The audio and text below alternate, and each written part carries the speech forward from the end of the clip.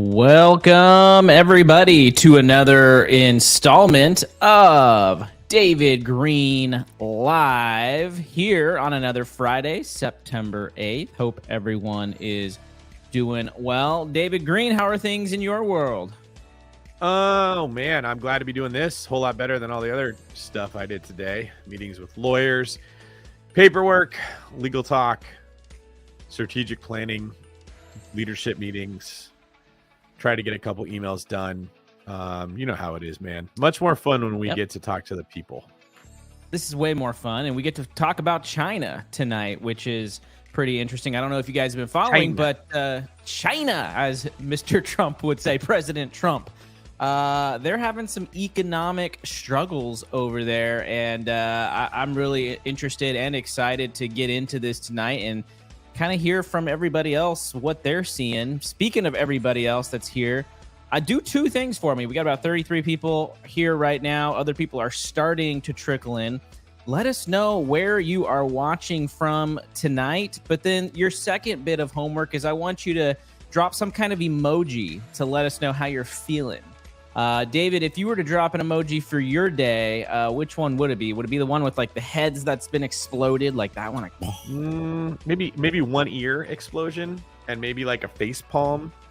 Okay. At the same time, I really wanted to get a workout in today because I finally have gone for like 3 weeks in a row.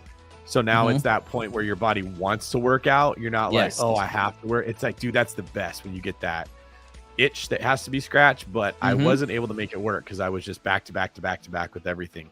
And I won't be able to go after this either because I got a bunch of stuff. So I need to make sure I work out sometime tomorrow. But I guess it'd be like a bicep emoji on one side and a head exploding on the other. And there you go. It's like your bicep is making your head explode. Yeah, I would probably just use a hand emoji just out of straight irony. For those of you that don't know, I actually hurt my hand. I was sliced by porcelain as I was trying to move a toilet, and all my contractor friends have basically messaged me in the last week and said, you should have called me. Why are you trying to do that kind of work? But you know, I'm trying to impress the people in my life and let them know that, you know, I can work around the house and get these jobs done. But I had to get 14 stitches on this baby. And same as you, David, I didn't get to the gym today, so I'm a little bummed out about that. Primarily just for me, I haven't been able to sleep well wearing this thing every night. And so had some inspections early this morning at a property, and then literally the day just got away from me as well. But you know what? Back at it tomorrow, that is for sure. Let's see who we have here tonight. John says he's hanging out in Orlando. Hopefully we'll get to see you not too long from now at BPCon. Ken, also from Florida, Tampa side. What's going on? Vincent from Vegas, V from V. Hand is healing up. I think I'll get my stitches out in 2 weeks, Kirsten, so it should be pretty quick. Let's see who else we got. What's up, Paula? We got a lot of Florida people. Paula's mentioning a storm, Kyle. Do you remember when we were doing the retreat in Fort Lauderdale and we went to go look at my house in Pompano Beach? And on the way back, it started to rain on us. Yes. Dude, how gnarly was that storm? That was, I mean, to a Californian, that was pretty gnarly. Like, that was some heavy stuff coming in all at once. Lightning everywhere. Just the entire sky lighting up with lightning. Something about us and doing lives and storms go hand in hand. Remember when we were in Arizona with Christian and we did the live there? Crazy. Yeah. And that storm, we thought the whole house was going to get picked up and carried away. Yep. Yeah, and that one in Arizona specifically was crazy because we could see it off like 40, 50 miles in the distance, and it's just slowly coming, and you know, like, that does not look good. That's not going to be a good thing once it hits our house. Yeah, it was crazy though, man. Like, the windows were rattling, the booms from the thunder were like shaking the house. It was lightning everywhere. The rain was like torrential. It was kind of similar when we were in Florida and we were driving back. Just we got caught in the middle of that storm. And those like Florida storms, I guess the other one was in Arizona. You wouldn't think of the desert as being known for that, but they were pretty intense. Yeah, I get it. Monsoon season was something that I learned last year. To me, I always thought the desert was dry. They don't get rain, but no, it seems like every fall they get some pretty crazy monsoons that just blow through and all these big thunderstorms. So let's see, who else do we have here tonight? So Ken gave us the, what do you call this? The snort or huff and puff emoji. Sounds like he's been working hard today, would be my guess. Yep. Let's see. Keegan from Mount Pleasant, Michigan. Yeah, we got people all over the place checking in. Great to see everyone. Curious, let us know also in the flood I just saw this about the Hong Kong flood. Sorry about that. Parham says there was a 140-year flood in Hong Kong yesterday. Did you hear about that, David? What was that last part? I was telling Instagram we're shutting down. What did I hear about? Oh, no problem. There was a 140-year flood in Hong Kong yesterday.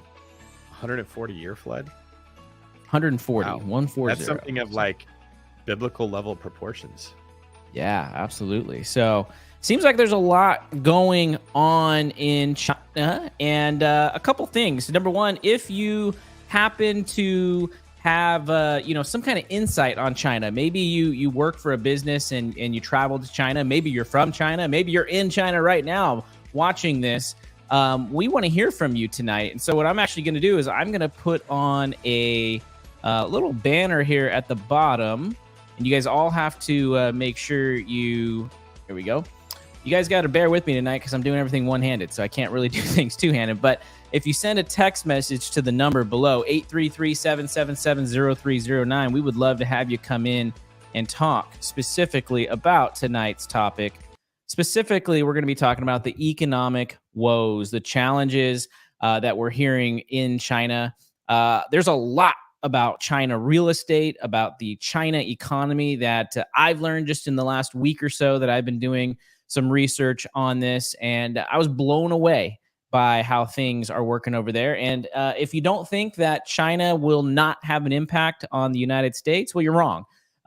China is a global economic superpower, and a lot of what China does affects us, right? We actually saw this during COVID. There was a giant supply chain issue because of the ability to manufacture goods in China and send them here to the United States. So you better believe that if China has issues in their economy, some inherent issues, and they start to crumble, or even if they just are impacted, that will absolutely have an impact on us here in the United States and many other countries as well. So Parham actually says he's in Shenzhen right now, but originally based in NorCal. Basically, Parham, send a text message to the number below, and we'll see if we can get you on here to maybe share. You can give us some boots on the ground of what we talk about and the videos that we're going to watch, and if any of it's accurate in what you're seeing.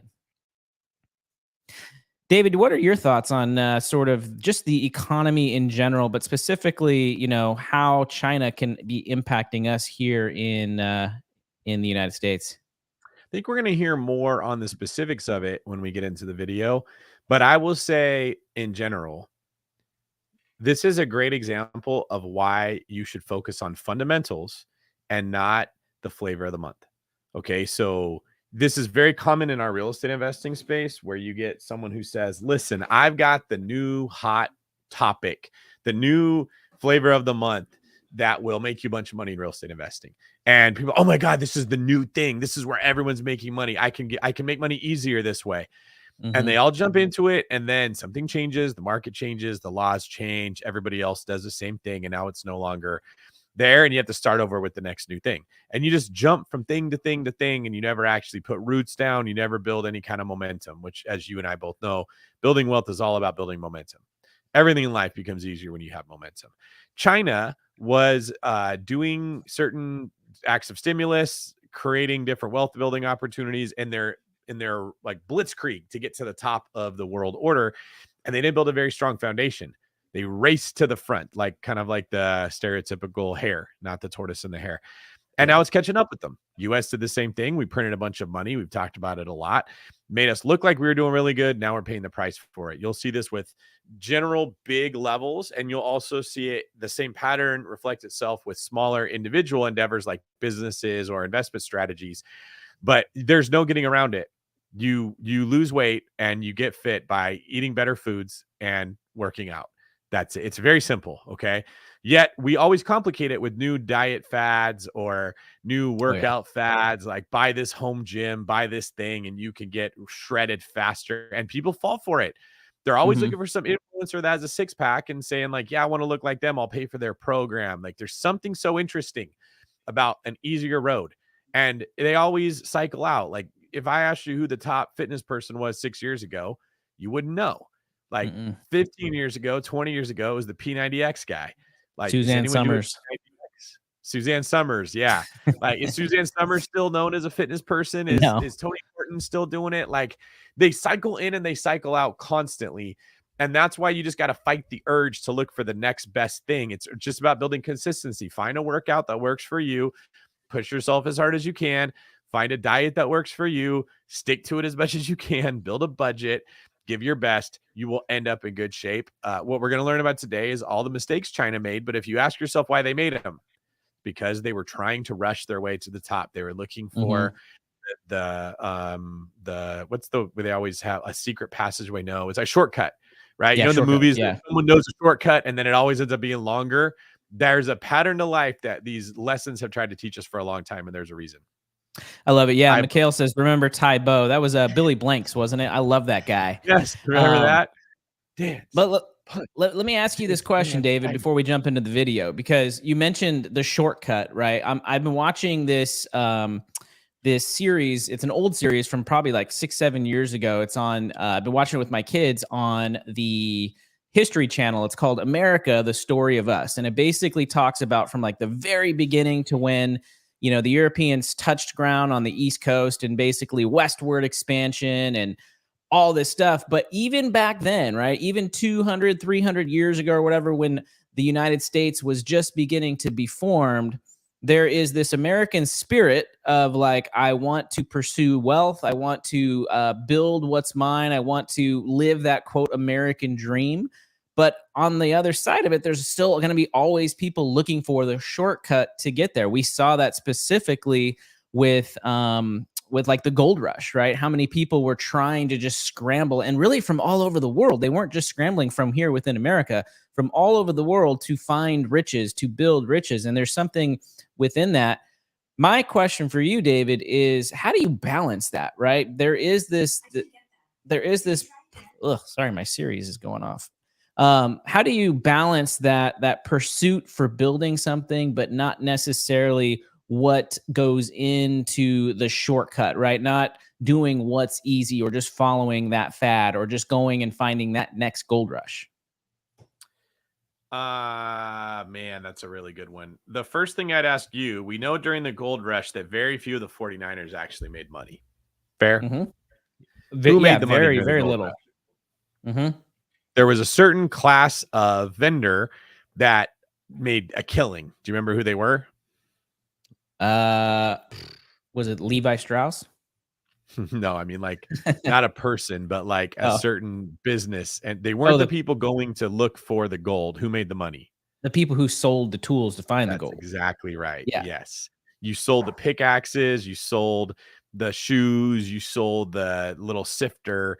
If you provided the people with what they needed to go out there and get the gold, you guaranteed made money. If you tried to go get the gold, you just got lucky or you didn't make any money at all. Very few people made money. Okay. So there's a lesson here. The people that chase after the get rich quick scheme, that are going big, that have the greed motivating them, they very rarely ever do well. The people that are okay with a more reasonable return are almost guaranteed to win. So if you, looking back, if you said, which role would you rather play? Obviously, the person selling the items to the gold miners was the best position to be in. But at the time, no one picked it because they wanted that big, bright, shiny object. I think that the only way that would have made sense would be you were the vendor that sold to them, but then you also went down to try to get gold yourself, not because you wanted to get rich, but because you wanted to understand the needs of the gold miners, because then you could provide to them. Okay. So I like the model of I'm a business owner. I'm a loan officer. I'm a real estate agent. I'm a property manager. I provide a service to the investor, and I also invest myself, but not because I'm trying to get $100,000 on one deal, because I need to know what the needs of my clients are and solve for those needs, know what the demand is that they're going to have so I can meet it. And if you happen to get a gold nugget, hell yeah, no one's mad about making $100,000 on a flip or something like that. But if you don't, you're not broke. You're not busted. you still have income coming in. So it's that mix of, I have a strong fundamental base, and if I need a little bit of excitement, I sprinkle in going and doing some of the work myself, but I don't bet at all on that. Yeah, and that's good. And something else too, of what we talked about today in our meeting, right, is you have to go to where the demand is, right? So the people who manufactured or sold those goods for finding the gold, they were actually able to charge 10 times more than what it would cost to buy the same materials on the East Coast, but there was no gold over there, right? And so they knew where the demand was. They were able to pivot, make the changes, but then they were also able to charge more because the demand was there. Yeah, and they understood the demand. And that's really what we talked about in our leadership meeting today, is that you make money in life by meeting a demand somewhere, right? You bring value to the marketplace, but you can't do that unless you meet a demand. You're meeting the demand of a client, of a consumer, of your boss, of your spouse, but in some way you win in life by meeting the demand of somebody else. And if you're asking the question of how do I meet demand, you will experience growth, because that's the way you meet demand. Okay, they need shovels. I don't have shovels. How do I get them? How do I become the store that has what people need? If you're asking that same question as a person, you're going to have a wealthy life. You're going to have lots of friends. You're going to have lots of money. You're going to have lots of love. You're going to have lots of health. You're going to have a better life. The wrong question is, how do I get rich without having to meet someone else's demand? Well, I could just go in the river and look for a gold nugget. I don't have to do SHIT for anybody else, but you're hoping to get lucky. It's a terrible model. And the only people that win had random luck. And in the world we live in, we can take that one winner, put them all over social media. Everybody sees it. Now it appears in our brain like everyone's striking gold, but they're not. You're just not seeing the people that are failing. So our overall advice to you is, if you want to be wealthy, is that you focus on meeting the demand of someone else or something else in an area that you're passionate of, and you become the person that you would need to do that, which might mean analyzing deals. It might mean growing in psychological knowledge. It might be developing a better work ethic. They're all things that need to be done to meet demand. Well said. I love that. So a couple things before we jump into the video. Number one, do us a favor, like, subscribe, comment on this video. Blow the chat up during this conversation. Let us know what you guys are thinking. If you kind of want to have like a stream of thought, or if you just want to make a point about something David said, feel free to drop that in the chat. We want to hear from you guys. And then last but not least, if you want, send a message to that number below, and we'll have you come in. We're going to talk about the topic. So this first video we're going to watch is actually from Graham Stephan. We got two videos tonight if we have time. I chose to do the Graham Stephan one first because I feel like he breaks down the issue and breaks down and introduces sort of the China economy really, really well. So we're going to start with him, and looking forward to getting this conversation going. And then Parham, I saw your text message. I just sent you a link. So we'd love to kind of have you come in and share a little bit about what you're actually seeing live in China. David, can you say China for us one more time while I get this ready? China. Really, really well Right. done. China. All right, here we go. China's economy is in trouble and fears the country is, quote, a ticking time bomb. The debt super cycle that came for the U.S. and Europe after the 2008 financial crisis could be knocking on China's door. They said that it is over. What's up, Graham? It's Guys here, and it's official. China's unstoppable growth has just come to an end. That's right. Despite being the world's second largest economy, their financial system is falling apart. Youth unemployment is so high they've stopped reporting it, and now they risk an even worse property crisis than before, with yet another one of their largest developers just moments away from a default, with this being the tip of the iceberg in terms of what's to come. That's why it's crucial that we break down exactly what's happening, why China's situation continues getting worse, and the impact this is about to have on all of us in the United States. Because I have to say, the more I look into this, the worse it seems to get. Although before we start, if you appreciate all the research and information that goes into making a video like this, all I ask for in return is that you hit the like button or subscribe. That's it. It helps out the channel tremendously, and as a thank you for doing that, I'll do my best to respond to as many comments as possible. So thanks so much, and now let's begin. All right, so I've said this before, but as a bit of a background, up until somewhat recently, China was on an unstoppable trajectory. That's because for the last 30 years, China's been at the forefront of production, international investment, and rapid productivity, all because of an exchange that occurred back in 1979, which gave China diplomatic relations with the United States, and by extension, the rest of the world. And once that door was opened, money poured in. Countries from around the world invested in Chinese infrastructure, took advantage of low-cost labor, and helped bring much-needed funding to areas which were previously closed off. At the time, growth was so impressive that in 2001, China became a member of the World Trade Organization as a way to further strengthen ties with the United States.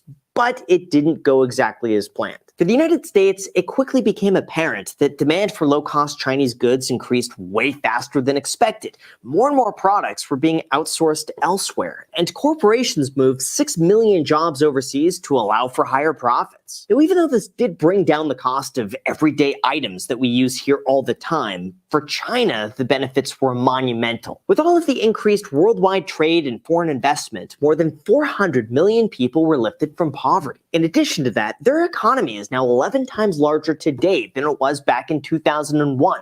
They became the world's largest exporting nation in 2009, and they were even touted as the world's economic miracle while they grew at a faster pace than any other nation. However, not everything was exactly as it appeared on the surface, because the more China grew, the more powerful they became in relation to every other nation, the more leverage they had to put on businesses that they could then control, and the more difficult they've become to join forces with. In fact, members of the World Trade Organization alleged that China's been providing illegal state subsidies to businesses to export their products, discriminating against companies who don't buy from Chinese manufacturers, and controlling supply chains through taxing raw materials. Even worse, it said that they've been purposely devaluing their currency by as much as 40% as an incentive for other countries to buy their goods at a discount, leading, of course, to fake economic growth that's largely unsustainable, kind of like what we're seeing today. First, we have youth unemployment, which was so bad, they stopped reporting it. Now, even though this looks like an absolute train wreck from the outside, the truth is all of this really began in 1998 when China created an expansion on higher education. This provided much-needed funding to build schools, hire professors, and offer scholarships for those in need. The entire goal of this was to create a knowledge-based economy, satisfy the demand for higher educated workers, and eventually grow their country to compete with the rest of the world. As a result, it said that Chinese universities accepted about 1.6 million students in 1999, up more than 47% from the previous year. And in a way, it made higher education more like mass education to anyone who was even remotely interested, even for those who lived in rural areas or came from lower income backgrounds. However, as we could see today, there was a bit of a problem in that higher education expanded faster than market demand, meaning that there are more college graduates than there are jobs to pay them.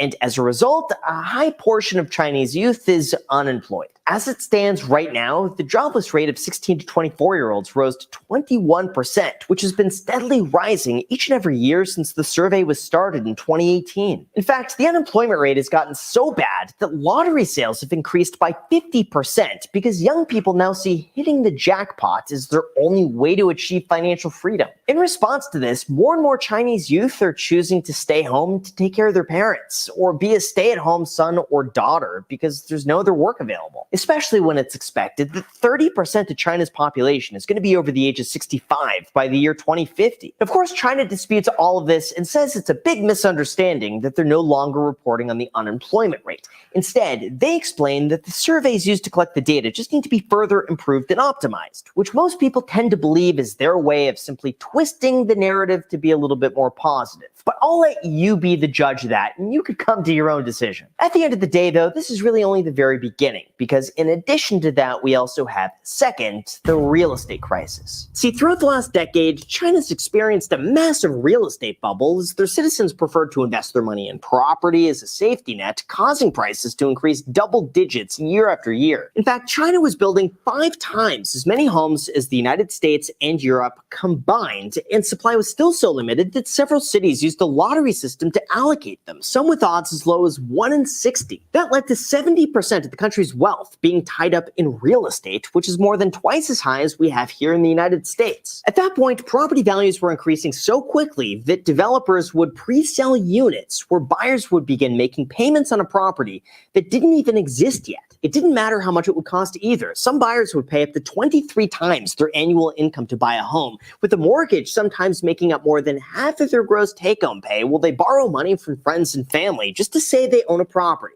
I think you could see where this is going. The real estate market here was so in demand that prices increased 700% from the year 2001 to 2017. So in an effort to curb appreciation, the government came out with more regulation to restrict who was able to get a loan. And as they said, homes should be for living, not for speculation.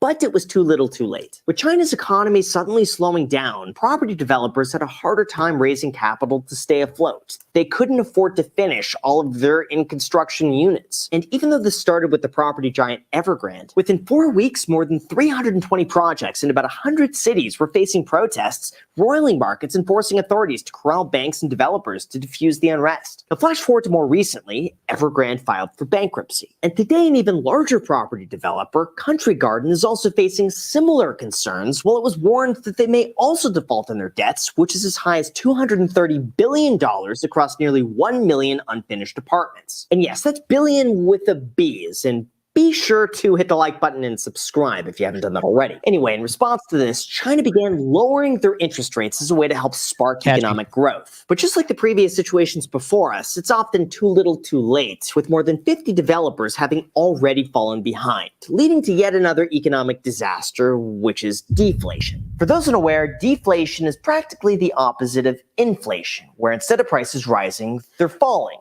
And even though this sounds like it could be a good thing, it's not. See, when prices come down, it's a sign of less demand. And when your money becomes more valuable, the longer you hold on to it, the less likely you are to spend it, which causes prices to fall even further and starts the cycle all over again until eventually companies scale back, produce less, and the entire economy falls into the abyss. Okay, that might be slightly exaggerated, but you get the point. In China's case, their consumers are very reluctant to spend money after 3 years of lockdown, resulting in prices falling 0.3% in July. Companies are also taking note of this and reducing their workforce, which leads to even more deflation with less money available to be spent. On top of that, it's also said that Chinese consumers are spending less, in part because a slump in housing prices has affected their savings, much of which are tied up in property. Jobs tied to the housing market that were once abundant are disappearing, and the uncertainty of how far the crisis might spread is leaving companies and small businesses afraid to spend. This suggests that as the real estate market falls, consumer spending is only going to get worse. And as one analyst wrote, we're witnessing a gear shift in what has been the most dramatic trajectory in economic history, especially since real estate makes up 30% of their GDP. Now, on the bright side, falling prices in China may very well help our own inflation battle here in the United States, since weaker foreign demand has less influence to push up prices.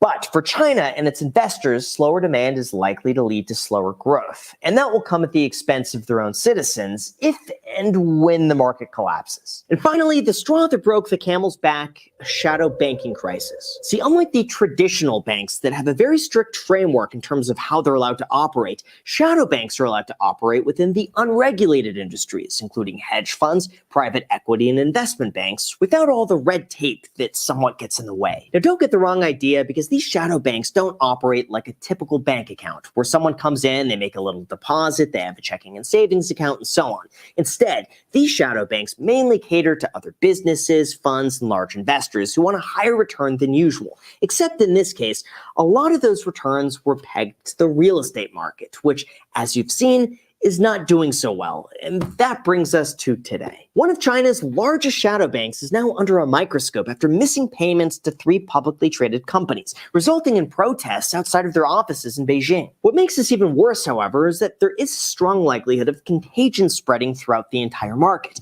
After all, if they don't make their payments, companies don't get their money. And if companies don't get their money, that means they could fall behind with their investors. And essentially, that could cause a domino effect throughout the entire economy. Now, as for their official statement, a potential informant has said that we can't make any any public announcement now. The main reason is that we're still actively checking our underlying assets, and we're trying our best to recover the assets for you. Now, if we disclose the underlying assets for a certain product, it might cause a dramatic shrinking of the assets. We can't do this because this is being irresponsible. Now, keep in mind that none of that is confirmed, and it's probably just as likely to be coming from a random person who is just making stuff up. But I do also have to say it is a real concern that should be taken seriously. And in terms of how this could affect the rest of the United States, here's what you need to know. When it comes to this, the good news is that it appears as though the United States has very little exposure to China's financial crisis. For instance, one analysis explains that in the big picture, the United States controls about $215 billion of direct investment in China, along with $300 billion worth of portfolio investments consisting of their stocks and bonds. So if you could math, that's about $500 billion worth of direct investment. Even though that sounds like a large number, in comparison, the United States stock market is worth $46 trillion. The entire value of all of our real estate is worth another $43 trillion. And US office buildings, which are said to be the epicenter of the next financial meltdown, is worth $2.6 trillion. Or I guess in other words, our exposure to China is such a small fraction of a percent that any disruption in that is not going to have a sizable effect in our economy. On top of that, it's also said that China's contribution to US trade is less than 1% of our GDP, so it's also unlikely to have a large effect on consumer demand. Instead, I tend to think the bigger concern here is irrational investors panicking over nothing and causing temporary sell-offs. But then again, something like this isn't necessarily anything new, and in the long run, all of this is a reminder that China still has a very long way to go if they want to overtake the United States and eventually replace the US dollar. All right. So what a cluster their economy is going through right now. Before we jump into that, I just want to say, like, this whole shadow banking concept, I just feel like anytime we put the word shadow in front of another word, it just sounds cooler, sounds more mysterious. Esoteric. Yes, it does. Shadow League, Shadow Council, Shadow ban. Alliance. Yes. Oh yeah, absolutely. So I had to put that out there. But real quick, I want to talk first, David, about this concept of deflation, right? Because we've been talking about inflation here in the United States for a very, very, very long time. So it's easy for someone like us to think, oh, okay, deflation, that's a good thing. If inflation is sort of like you've mentioned, carbon monoxide, right? What would you say deflation is? Oh boy, that is such a good question that I should have been prepared to answer this. I need an analogy. So let's work through this. This is how my brain would typically come up with something. Inflation is carbon monoxide, meaning it is a silent, deadly gas that you don't recognize as hurting you until you're already feeling the effects of it. Okay. Mm-hmm. Deflation would be more like a report of a fire-breathing dragon that is coming to torch the village, that creates so much fear and panic that people run out of their houses screaming in fear and run right into the hands of the enemy. Got it. So this may not be the best analogy, but basically deflation is terrifying because, like Graham said, like, you have to understand first off that when economics are being discussed, they're using logic to describe human behavior, which I think we can all sit here and say isn't always how things work out.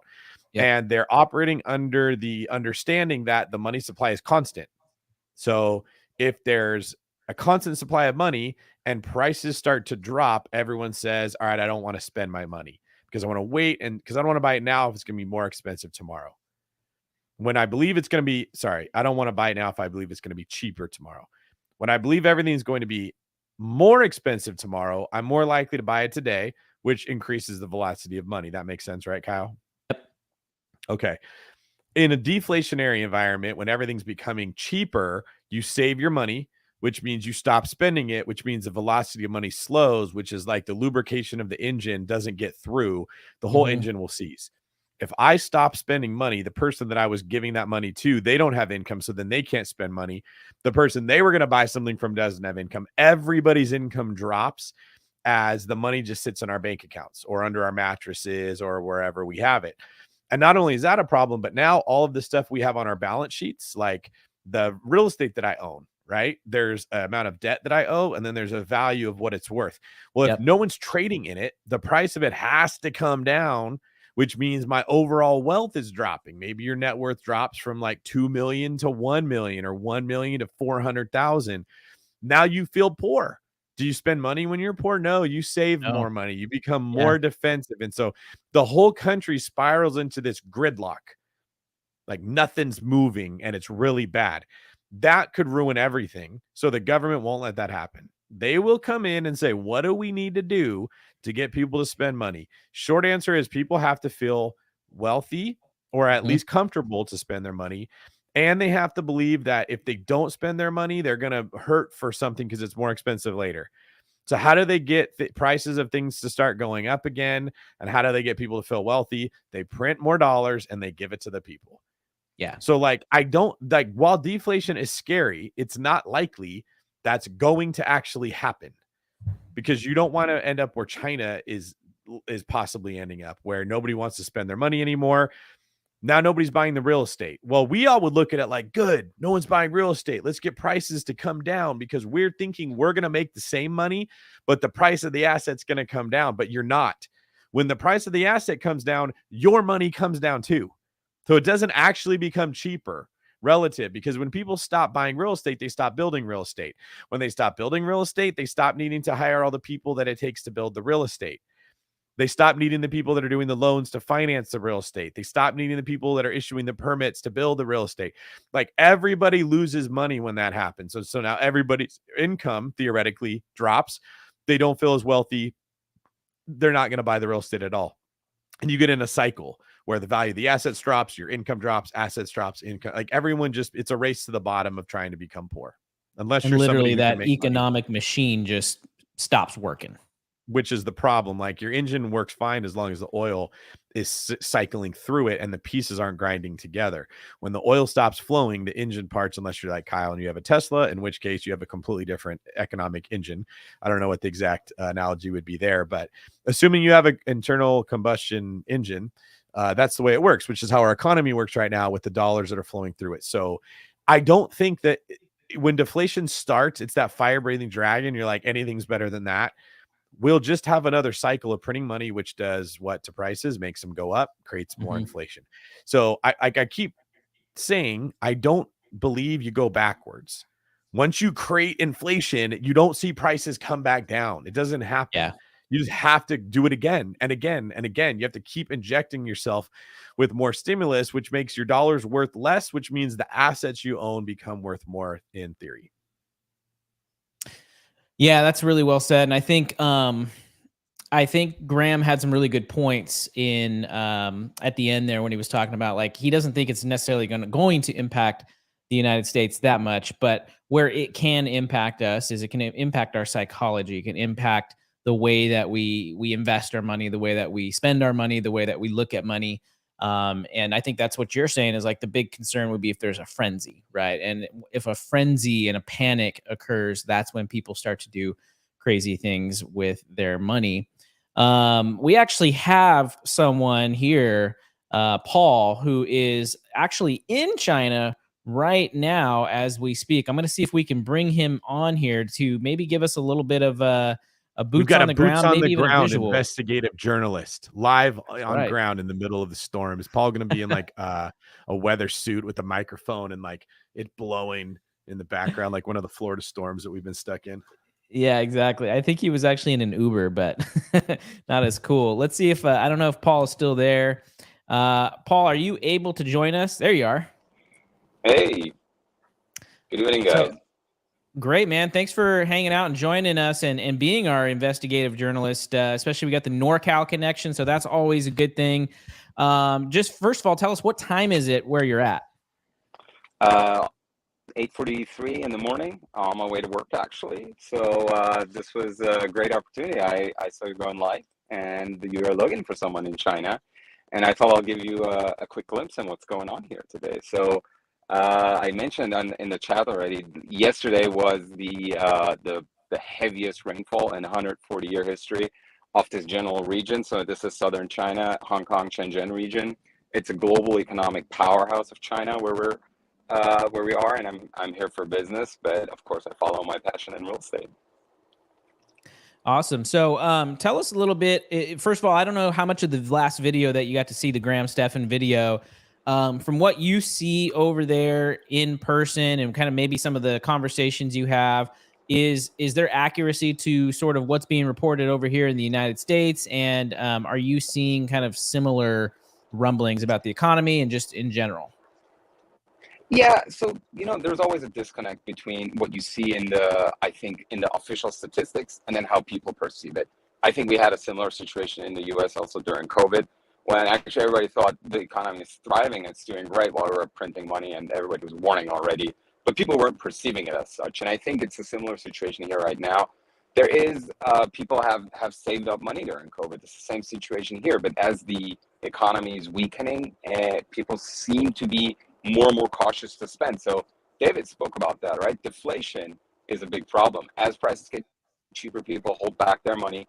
They think it's going to get even further cheaper and prefer to not spend their hard-earned money. Where the governments ideally want the economy to be is just with a slight level of inflation of right around 2%. But achieving that right now is obviously a problem. The economy here is doing, I think it's a little bit muted, maybe would be a good way to say it. It's not as euphoric maybe as it was when China was leaving the world behind during COVID and just pumping out stuff, flooding the markets. But inventories are growing now and things are just slowing down.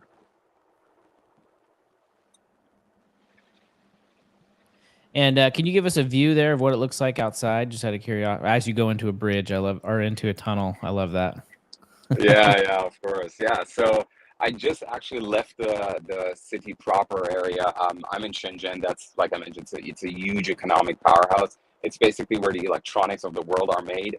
And I'm about to leave the city, but I think you can see a little bit. So this is my driver, and see some skyscrapers here maybe.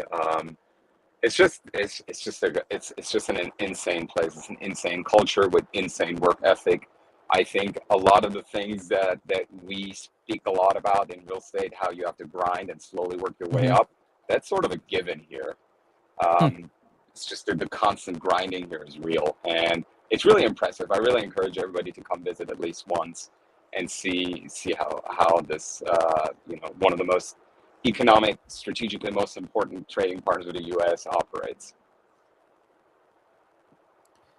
And how often do you travel out there? Pretty often. I think before COVID, I think I peaked out at about 10 times a year. Now it's a little less though. When you see the work ethic of people out there, is it a more competitive environment to try to get the good jobs because so many people are working hard to get them? Yeah, I would definitely say so. In the US, we have this, we often refer to mindset of abundance. And I think here it's a little bit more competitive. Like abundance is not necessarily a given. So whatever you're doing, you're trying to get into college, you have to be top of your class. You're trying to buy real estate in, especially inner cities, very different to the US. Buying real estate in the inner cities here is cutthroat, right? Think about San Francisco, New York, Manhattan type of prices with much lower incomes, but the people still manage to do it, right? And the returns have been insane. If you look at the charts of how Shenzhen real estate has appreciated over the last 20, 30 years, it was a little fisherman's island, and it boomed insanely. So if you quote numbers from, let's say, Manhattan or Northern California saying like it went up 5x or 10x or something like that, that leaves this place leaves that in the dust. They're apartment buildings that have gone 20, 30, 40x just in a short amount of time of like 20 years maybe. It's what do you insane. think caused that? It's the economy, right? So as electronic exports grew into the world, and you look around, right? Every kid has their phones now, has their tablets, has their PlayStations. It's literally all built here. That caused an insane boom in real estate and economic growth out of China, just flooding the world with electronics. I've wondered, and I can't expect you to answer this, but I've just wondered this whole idea of an abundance mindset, right? Is there a bit of privilege behind that? Like, we live in an economy that just prints money all over the place and has an insane quality of life. And if you're a lazy SOB, we have all these safety nets to cover it for you. And like, we complain about everything here. Like, we have minimum wage, we have OSHA work, like protections. We have, nobody's starving to death in America. We just complain about everything. And we're like, well, have an abundance mindset. There's plenty out there for everyone. But if you lived in a different world, like, I wonder if you lived in Thailand or Vietnam, if that idea of an abundance mindset is just ridiculous. Like, where am I going to go get a job? There are not jobs that have a lot of money. We don't produce things here. Do you, just from what you see, do you think this idea of an abundance mindset is a bit of kind of like propaganda, or is it a thing you think literally would work anywhere in the world? I mean, I think you have a fantastic point here, David. I grew up in Europe and then moved to the US, so basically the American dream.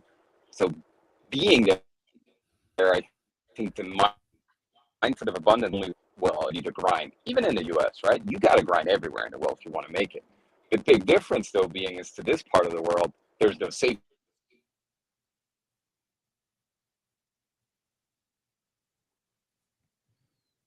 net. I think we may Right? have So, like you said, lost nobody him there. starves in the US. I should be back. Can you hear me now?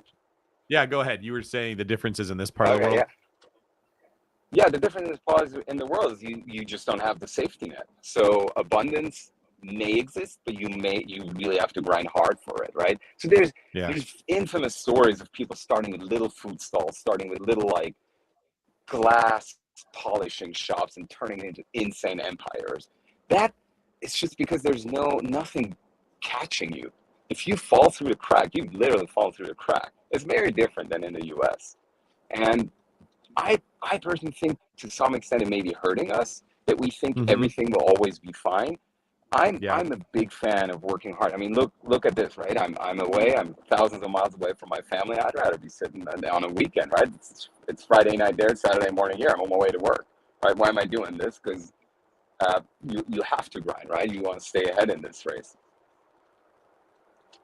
Yeah, that's a great point. And I'm just hoping that everybody's listening to this understands that you may have been lulled into a false sense of security where people who have lived in one of the most prosperous times in the history of the world, in the most prosperous nation in the world, can talk about things like abundance mindset.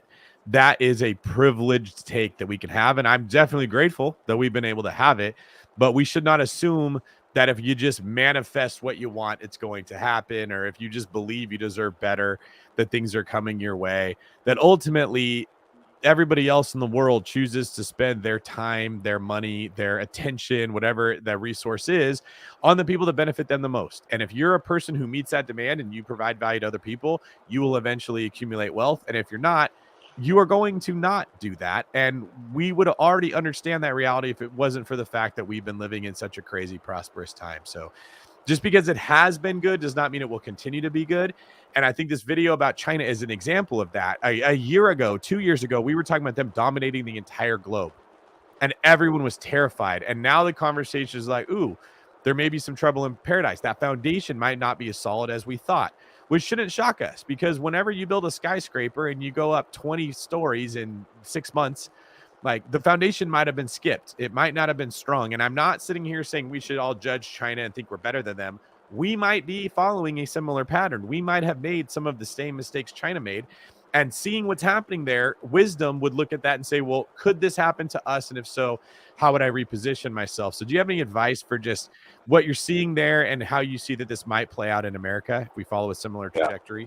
I think you said it very well. I think we're so intertwined with the Chinese economy. Nobody should kid themselves that we're in any way protected, or it may not happen to us. If this goes down, if deflation spills over into other economies, it's going to affect everybody. China stops spending, and the yuan, the currency, the local currency, keeps devaluing. It's going to be a problem because then they can't buy our exports anymore either. So think about it as an as an intertwined, basically like a house of cards. If you pull out the rug from underneath it, it's all going to come down. We're not protected. We're not insulated from that. So we would be well served to keep an eye out of that and for that, and hedge our strategies. especially in real estate, right? There's a lot of money from China flowing into the US. If that in any way were to stop, it would also affect us for sure. All right. Well, Really thank you, well man. said. It's pretty cool Yeah, that we were thanks, able to Paul. get you on here while you're in China. Great. It's great talking to you. All right, safe travels out there. Thank you. Yeah, there's a fine line between abundance and entitlement, right? Like there's nothing wrong with an abundant mindset, but it must be accompanied by hard work and industriousness. You can't just expect, oh, I'm just going to have an abundant mindset and things will flow to me. They did for a very long time, but that's not a formula that's sustainable, and it's not going to work. So yeah, I agree 100%. That was some really good stuff, and it's cool to see him actually out there working his tail off and describing a little bit about his experience with the culture too. Yeah, that was very cool. And this is everyone's reminder, if you're liking this video, to subscribe to the channel, like the video, and share it with other people. It's free. We just ask that you subscribe to the channel and share the video with others, because you don't want it weighing on your conscience that you didn't share what was going on. And the country does go into a recession and everyone's bitter and grumpy and complaining about the government and pointing the fingers at people. But when they had an opportunity to do something to fix their position, they didn't take it. And before we jump into the next video here, it's going to be a Patrick Bet David from Valuetainment. He's talking about similar stuff. But he's going to give his spin on it. Before we do that, the chat is really quiet right now. We got 71 people here hanging out and watching. What did you guys think of that call? What did you guys think of our conversation with Paul? What are your thoughts so far on what you're hearing, what you're seeing, how you're feeling about it? Keep us updated. Let us know. And if you don't really want to say anything about it, that's fine. Maybe talk about my hand. For those of you that don't know, this is my left hand. This is my dominant hand, which sucks because it means I'm using my non-dominant hand for everything. So drop it in the chat. What's the worst thing about having to use your non-dominant hand? Is it writing? Is it typing? Is it live streaming? There could be a lot of different things, but I have my things. I think everybody wants to know about wiping. That's got to be rough. So I did, I actually did a poll on my Instagram asking people what's the worst part, and everybody, I wouldn't say everybody, I think it came back 70% people said wiping. Wiping is the absolute worst. Pro tip, use wet wipes. It helps you get a little bit more surface area, it connects a little bit more. Oh yeah, and, it's like if your aim is terrible with a machine gun, just use a grenade. Yeah, exactly. You're yeah, just kind of, you just kind of spray and pray a little bit, right? And just see what happens. Brushing your teeth sucks a little bit too. But yeah, you got to have an abundance mindset when it comes to the wiping part too. This is true. So, good stuff. I'm going to go ahead and jump into the video here, and let's keep this party rolling. I don't know if you're following what's going on in China right now, but some are saying China's going through a real estate apocalypse. Literally. I mean, think about how competitive these guys are. Some can say Americans are the most competitive people in the world. However, did you know China has a city called Tianducheng that they built the exact Eiffel Tower in that city? They built a strip just like Champs-Elysees, where in the real estate that you buy in the city is so expensive, kind of like how it is in France. That's how competitive this place is. However, China's got a big problem. Something crazy just happened this last month. Country Garden Holdings, which is their biggest real estate company developer in China that did 441 billion wons last year, just missed the debt payment. You ever missed a credit card payment? You ever like, I forgot to make that payment. Who calls you? The credit card company. They just missed a debt payment. You know how much it was? Just 20 million wons. And they missed it. And in China, there's all these cities called ghost cities. They have 65 to 90 million vacant homes. Everybody's looking at the data saying China's selling themselves as they're doing really good. But wait till you see when we compare them to another case study of another country that grew as fast as they did. You should see what happened to them next. If you get value out of this video, give it a thumbs up and subscribe to the channel. Do you remember earlier this year or last year when Silicon Valley Bank or Signature, or it was a couple other ones that went out of business and others came and picked them up because rates were going up too quickly. They couldn't make their payments. Like, oh my God, what is going on over here? Now imagine if that happened to JP Morgan Chase or a BlackRock, because this company we're talking about is not just one of the companies. It's the biggest company in the real estate development business. So when you look at this chart here from country gardens, dollar bonds, slump deeper to distress levels, look at the date of June, middle of June. You see how it's around the 80 cents on a dollar? Look where it drops to by the end of July, to around 10 cents. It's nearly a 70% drop off in 6 weeks, and you can't make a 20 million won payment? You're as big as you are. You can't make that payment, a debt payment? That's deeply concerning. And by the way, outside of those guys, new home sales by China's 100 biggest developers dropped by 33% in July from a year ago. When you look at the numbers here, this chart, developer finance and extend drops. Okay, you see the black, the pink, the blue, and the yellow. The black being self-raised funds, the pink being deposit and advance payments, the blue being personal mortgages, and the yellow being domestic borrowing. Look what happened in the middle of 2021, right there, how much it was peaking, around 1.8 trillion won, and look where it's at now, dropped to nearly 1.2 trillion won in just 2 years. Again, another reason why a lot of people are concerned about what's going on in China. However, let's continue. Why does this matter? Because more than 85% of China's houses are sold through pre-sale, up from 50% in 2005, which means mortgages begin months or even years before buildings are finished. And by the way, the reason why this is important, just last year in 2022, October, there was a massive mortgage protest in China, nearly 100 plus cities, people coming out in WeChat, messaging each other saying, why are we making all these mortgage payments on a property that Evergrande, China Evergrande Group, is not even making any progress on? They're not even building it, but they're taking our payments. What is this all about? To the point where the government has to get involved and say, hey guys, you can't be doing this stuff. If you're not building it, you can't ask people to make the payment. So many people were frustrated, not trusting what they were doing, leading to this company that's even bigger than Evergrande. So now the reason why this is important is because in China, most of the money, the GDP is tied to real estate, very different than other countries. Just to kind of give you a comparison, here's what it looks like. China's real estate sector accounts for 30% of the country's total GDP. In US, the real estate sector is only 17%. In Japan, is 11%. Even in Canada, it's only 20%, but in China, it's 30%. So what does this mean? That means if there's any kind of movement in real estate, they feel it more because it's that bigger piece of GDP. Let me take you a little bit deeper on how much China believes in their own stock market versus other countries like America. Here's what the numbers look like. In China, only 7% of the population owns stocks, while roughly 90% are homeowners. And to make that comparison in US, roughly 53% of the country owns stocks and only 65% of Americans own real estate. We're more balanced. They're not.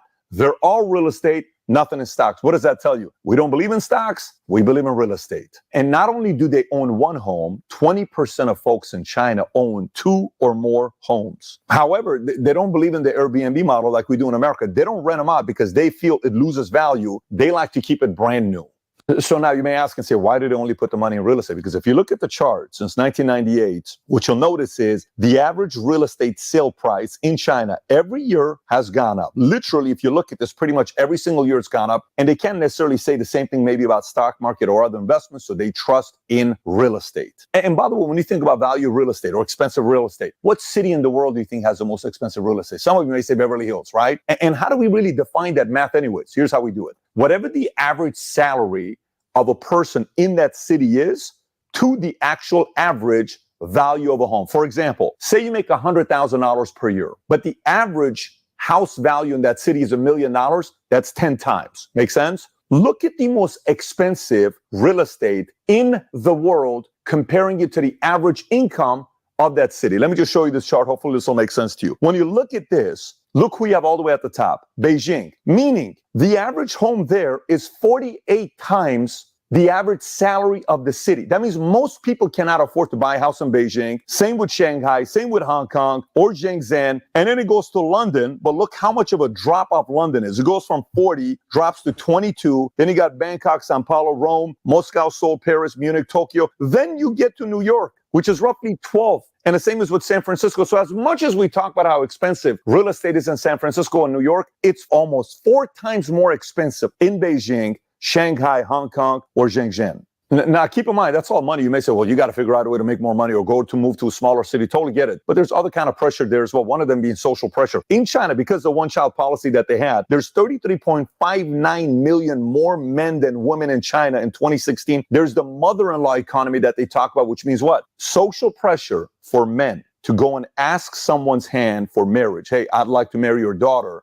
They want you to own a home in China. If you don't and another man does, the family is willing to give their daughter up to a man with a home than one without a home. That's a lot of pressure for men in China. Look, there's a lot of pros to you growing fast, but they say there's two ways a company goes out of business. It grows too slow, it grows too fast. When you grow too fast, if you all of a sudden don't have enough inventory or customers, there's a lot of problems there. If you cannot deliver on your promises, things can break. People are unhappy, so they leave. China may have the fastest growing urbanization in the history of mankind. When you look at this data, how they either took regular areas that were rural and they turned it into cities, or people left those areas to go into cities and migrate into cities. Look what the numbers look like from 1980 till today. 1980, it was roughly 19.39% of the population that lived in urban areas. To today, it's 65.22. That's almost 50% in 42 years. But if you look at from 2000 till today, in 2000, they were at 36%. Today, they're at 65. When you grow that fast, things are going to break, and they're kind of going through it today. So the urbanization is just one of the issues that they're having growing too fast. But outside of that, one of the problems they're having right now is with deflation. So you know how in the U.S. we're like, oh my God, look what's going on with unemployment, or look what's going on with all this inflation that we have. What do? Raise the interest rates once, twice, 3, 4, 5. Oh, you know what? Inflation is gradually coming down. So the Fed has a way of cooling up the economy or heating up the economy if they choose to. Like when we went to a 128-month expansion that we have an economic expansion, we lowered the rates so low that everybody was just borrowing money. So the economy in China is kind of cooling up. They're kind of scared, saying, what is going on? People are no longer spending. They're hanging on to cash because they're scared, and they're not putting in the stock market. So the economy has to figure out a way to heat it up again in a fake way. So how do you do it? Make financing easier, lower rates, start giving 25-year loans to people above the age of 70, like assuming they're going to live up to 95. Stuff that just makes no sense. That's kind of what they're going through right now to get people buying again, because again, they got 65 to 90 million vacant properties. Someone's got to buy these places. So as if this isn't enough problems. And by the way, if you don't know the history of China, China owns 100% of land. Like in China, if you own a property, you may own the property, but you're leasing it from the government 20 to almost like 70 or 90 years. You don't own the land in China. The government owns the land in China, or maybe it's shared by the government,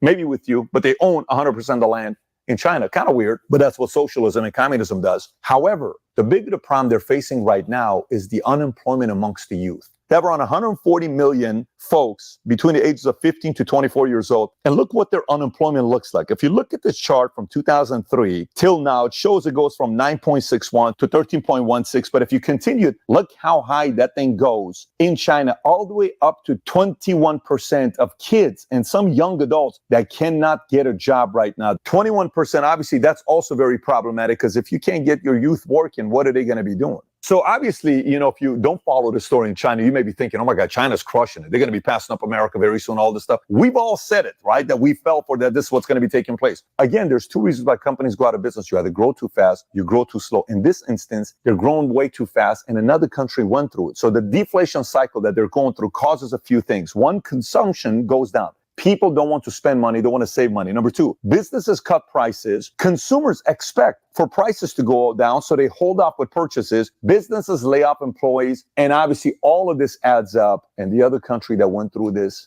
years ago was Japan. Look how fast Japan grew from 1969 to 1990. When you see the numbers all the way to the left, look at that spike on how the Nikkei 225 stock market index grew that quickly, and everybody was saying Japan is the way to go. Look at the cars they're making. Look at all the stuff that they're doing. We were studying them so quickly. We were all studying what Japan was doing.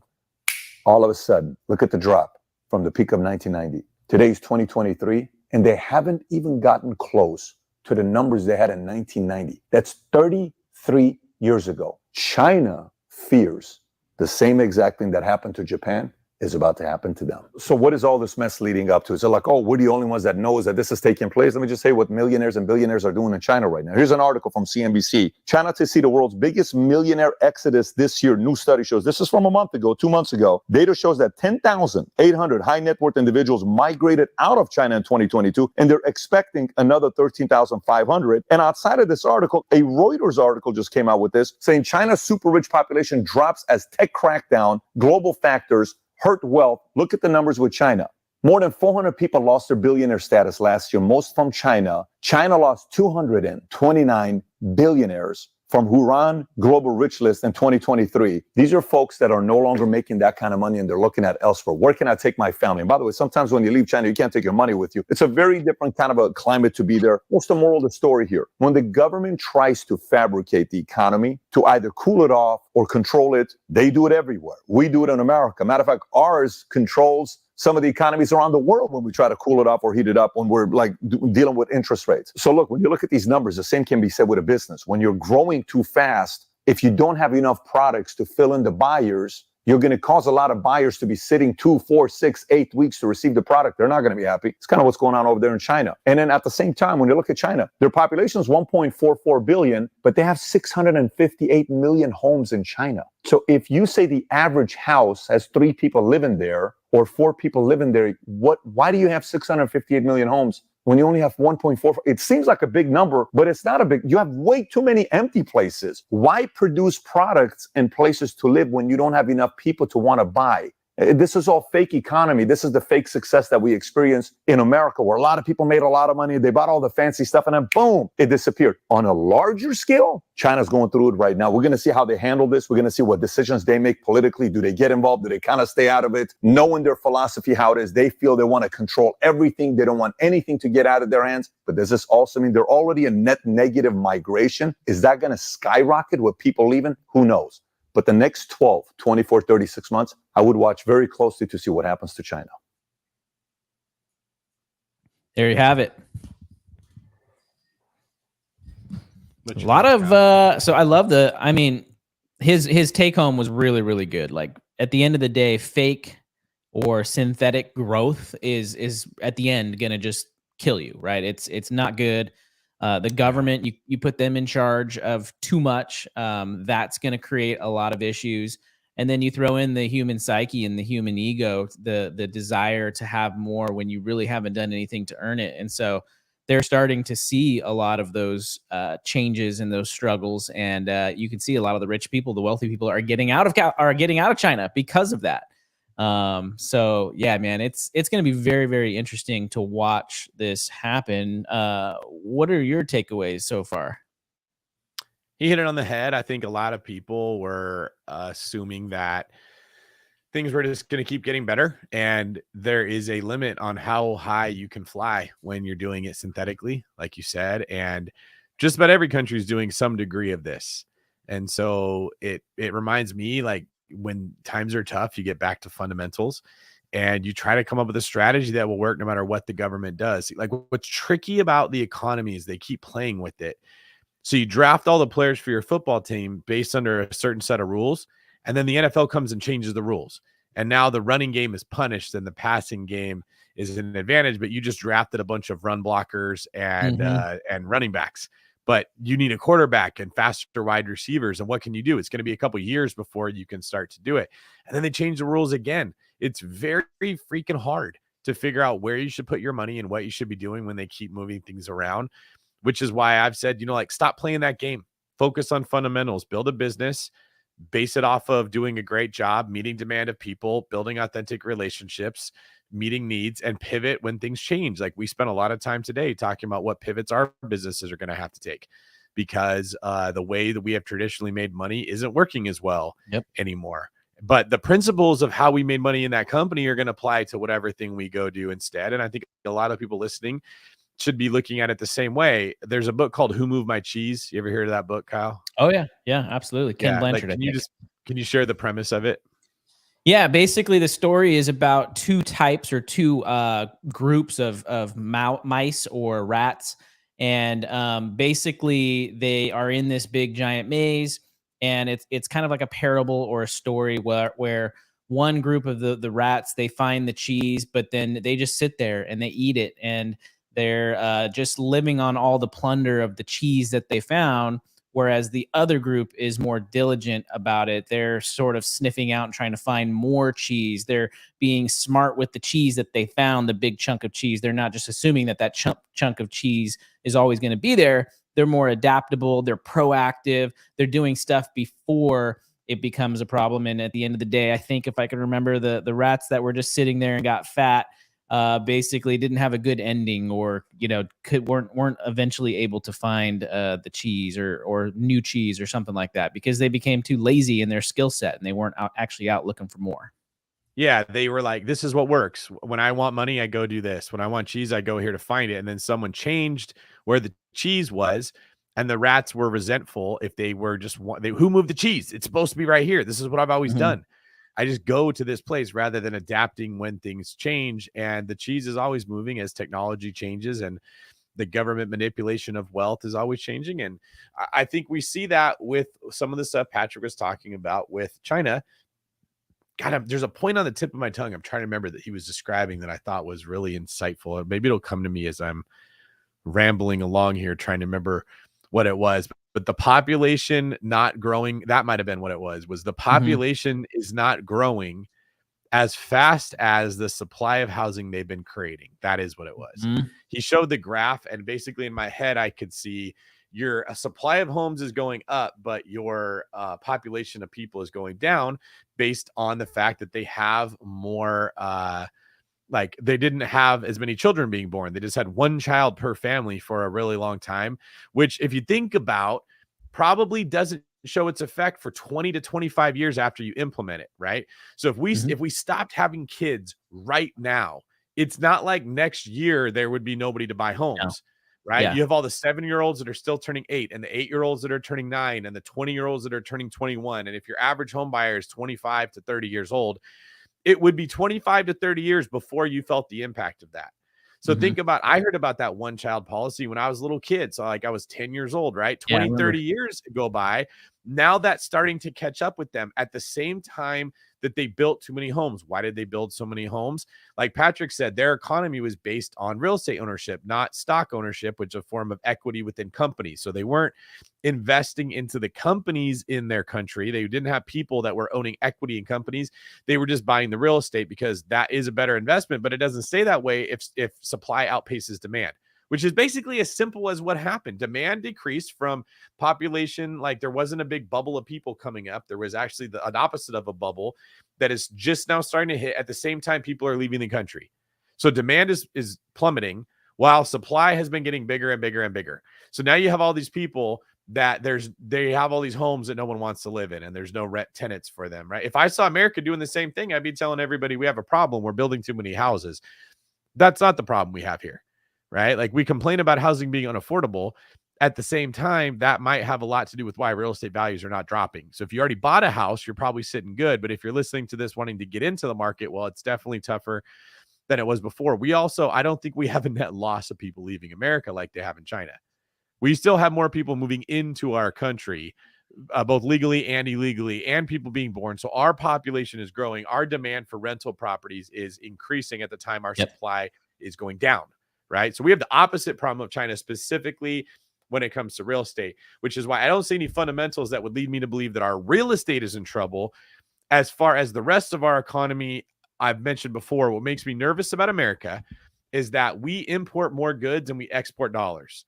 So China sends us their products that they built, that they created value of, and we send them our dollars that we created out of thin air. At a certain point, we can't keep creating dollars. We have to actually create something of value to send to other places, and we're not doing that. I think that could be what gets America in trouble, especially if I believe Krista said, what do you think about the BRICS situation as these other countries are trying to create a reserve currency that's not the dollars? I don't know it affects real estate prices as much as it affects the economy overall, because if they don't want our dollars anymore because they have a different reserve currency, what are we going to give them in exchange for their goods? That's scary. Right? Like if we're taking in their cars and their clothes and their medicine, what are we giving them? Right now, we've been giving them dollars. If you can't do that anymore, everything's going to become really expensive, or we're going to have to manufacture our own stuff again and send it over there, which means Americans are going to have to get back to work. And what's that going to be like when for 30 years we haven't really had to work in factories? And right, it's going to be crappy, man. I mean, I mean, for those people that have Etsy stores and stuff, now's your opportunity, right? Like that would be your opportunity. Is there anything Americans can make better than other countries that we can also make cheaper? Do we have Americans that are willing to work for labor prices that would compete with China? right? I don't know exactly the numbers, but my guess would be China can get away with paying people anywhere between $5 and $15 an hour to produce things that our minimum wage would be higher than that, significantly higher than that, right? And they Then we probably have do it all the way more productively than we could with yes, less that red tape they and don't have HR 8-hour days with policies. 4 Yeah. breaks in between, and like managers that are afraid to hold people accountable. Like it's a competitive work environment. What was the gentleman's name that we had on earlier that was talking about? Paul, yeah. Paul was saying it's a competitive work environment. So they're fighting to get those jobs. Here, we're trying to convince people to work at all. I just see a big shock coming. Okay. Like people don't want to work. They have an abundance mindset. They had this belief that things should be easy. Yeah, it's funny. TikTok videos. That's what Keegan says. That's what we're exporting. Right. That's what everyone in America wants to do. They want to be an influencer. They want to make money on the internet. Like OnlyFans is probably our fastest growing occupation over here. There will come a time where that's very easy to do when we have a bunch of money that's being printed and we're just throwing it around. So I don't see a particularly pleasant future for American economics unless we keep printing money. And we know what happens if we do that. We go off a cliff. And the other countries are already recognizing what we're doing. And they're saying, yeah, we don't like this because America can bully us around with their dollars. So they're conglomerating. I believe it was Brazil, Russia, India, China. I don't remember what the S was. South Africa, I think. It's like a conglomeration of countries that are saying, hey, let's operate outside the dollar. Let's do our own thing. So I'm looking at right now like the golden age. It's easier than ever to make money. Get in there and do what you can to make it and plan for it to get harder and keep your standard of living low so that if we do go into a recession, like if I go into a recession, it's not going to affect my standard of living much at all. I never bought myself a Ferrari. I'm not jet setting around the world in private jets. Like if the money turns off, it's not going to change my quality of life. I'll be in a really good mood versus some of my contemporaries that are like, every time we go out to eat, they want to go to the nicest restaurant ever. And they're buying $400 bottles of wine and not even finishing them. Like if that's how you're living your life, it's going to be a shock to you if things change. Yeah, and along those lines, like you got to be ready for it. But let me ask you this, because I'd imagine too, like part of being ready is also being ready for potentially new opportunity, right? If in the sense that there is a recession or things become much more challenging, would you say that it's fair to say that if people position themselves and they're ready for that, that when that time comes and things are harder, they're going to be that much more stronger than the people who have been sitting out, haven't been lifting weights the last year, the last 2 years. What are some things you think people could be doing right now? And like, what kind of opportunities do you think there could be down the road? Because I mean, a lot of people don't want to work. A lot of people want to just be Instagram or social media influencers. And I think there's a lot of people probably watching this stream that they're not afraid to get out there and do some hard work. They're not afraid to find the opportunity and to make the opportunity happen. What would you say to them, David? First thing is ask yourself, what are the demands of the economy I'm in, the demands of the market? What do people need? Right. And then what is stopping me from meeting those demands? Am I shy? Am I introverted? Am I lazy? Do I have a dream that I don't want to give up on that isn't what other people want, but it's what I want? Am I afraid? Am I in debt right now? And so I can't quit my job to go do something else because I got car payments to make. Like, do you need to revamp your entire budget and get out of that position so that you can sort of pivot into new opportunities? I think that's a big one. I like to zig when everyone zags. So as everybody else is looking into artificial intelligence to make their job easier, I would like to see people moving into industries that cannot be replaced with things like AI. Okay. Like I frequently bring up like swimming pool maintenance because it's a good example of AI will never be able to like get the leaves out of the pool, and it'd be very difficult to create a system where there was a pH monitor in your pool and you created a plumbing system to put water in or take water out and the chemicals could be released. I suppose somebody might make a way where a pool could maintain its own pH balance, but that's a long way away. So if you have a company that comes in and does that, if you have a company that comes in and clears out junk, if you build a skill like mechanically minded things, right? You can repair stuff that breaks. You can fix dry rot in housing or fix roofs, and you can do a little bit of everything, and you just become known as the person to call when something needs to be fixed. AI can't do that for you, right? And the other thing I would say to build up is your personality skills, like the stuff we teach in Pitch Anything. Do people trust you when you talk, or do you come across like you're a slick salesman? Do you actually have a heart that wants to help people, or are you just looking to take advantage of people? Like, let me know in the chat if you have ever paid for a course on real estate investing or money making or anything, and then you felt like the advertising for the course was not congruent with what you received when you took the course. Okay. Just let In a me negative know if way. you've ever, what's that, Kyle? In a negative way. Like Yeah. it didn't. Yeah. Not that you got more than you expected. We're talking about Mhm. you got less than what they made it sound like, right? Take my course and you'll learn how to make $100,000 on a flip, and you realize, oh, that's actually not what I got. I'm just curious in the chat if anybody here has ever gotten less than what they paid for, right? How did that make you feel? Were you super stoked about it? Did you go tell everybody else how great that was? Or did you feel shame, like I'm an idiot for doing this and I don't want to go tell everybody about it? There is a reason that most popular real estate influencers are only popular for 2 years, maybe 3, and they just fade into nothing. You never hear about them again. Nobody knows. Tell me who the top real estate influencer was 5 years ago, 8 years ago, 10 years ago. Like, they're not around. You don't hear about those same people sticking around for very long. Do you Do the remember opposite of that. Rolf DeRuse Mm-mm. from Who when was we were that? kids? He had like a New Zealand accent or something, and he had infomercials and all that kind of stuff. And invest in real estate, and you'll make lots of money. That was kind That's of more good. of a UK I accent, but remember the yeah, house flippers. There was like Than Merrill and yeah. Armando Montalongo, and there was like a couple others I can't remember, but they were like house flipping was this super secret thing, and it was really Mhm. sexy, and you would pay a ton of money to learn how to flip houses. And I had family members that did that and like kind of got ripped off. They basically were just taught how to look up a notice of default list and cold call people. And then they moved out of cash flow, and it was, or sorry, out of house flipping. It was like cash flow is the new secret. Don't flip houses. That's a job. Buy rental property and live off of money that just keeps pouring in all the time. Right. Mhm. Then all these people were teaching you how to find cash flow. And then that went away and it became the BRRRR strategy. And I talk about it, but people were selling courses on how to do the stuff that was in a $15 book. Yep. That's right there. Like, there's always a new thing, and there's always a person that's selling a lot of people on why they should do it. Be the opposite of that. Be the person that prides themselves on being able to learn new skills quickly. Like, can you adapt faster than what other people would do? And I really do think if they're asking for specifics, Kyle, short-term rental property management is a very, very solid niche where if you build skills and you are pursuing excellence, you can be very useful to somebody. Mm. The problem is everybody that gets into that space wants to systemize everything so they don't work. Yeah. They're asking the wrong question. They're all saying, how do I not have to talk to guests?